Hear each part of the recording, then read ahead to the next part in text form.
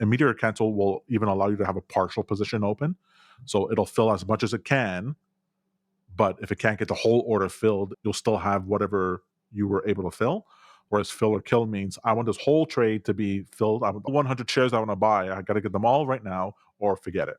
But not all brokers support all these different options. How do I determine what the broker allows? You'd have to look up, do a search, or contact the support at that broker to see, hey, do you support this type of entry?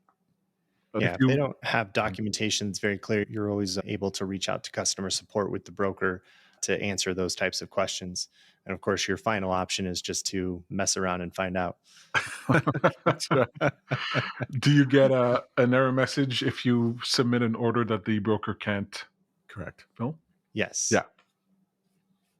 We'll get an error message for that in the trade plan that we'll see later. But you only get that during a live account, right? Not paper broker. That is correct. And there are certain order types that the TradersPost paper account doesn't support as well.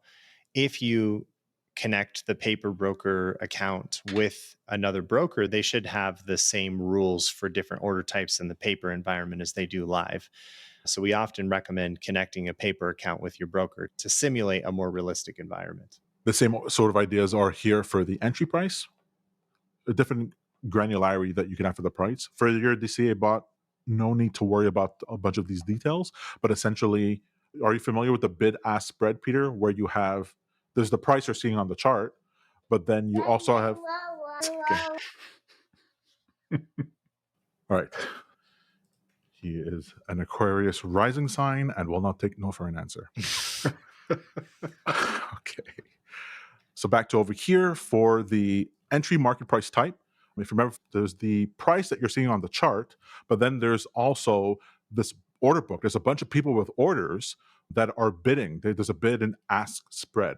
And wherever there's a match between a buyer and seller, well, that's where the latest price shows up on the chart. But depending on your strategy, and your DCA bot is not such a big deal for that, but some strategies take advantage of this. They want to use a price that is more managed. They don't want to necessarily use the last price that's on the chart. They might want to use, let's say, the midpoint between the bid and ask price for when they're buying and the bid price when they're selling in order to make sure that they're, let's say, immediately buying. Right? So let's say if you're buying the asset and you say, yeah, I want to use the ask price, that means you're going to get filled right away because you're just going to go to the next price that the person's willing to buy it at, or the highest price that the person's willing to sell it for. Or you can say always use ask or always use bid, that sort of thing. So there's some granularity you can use here.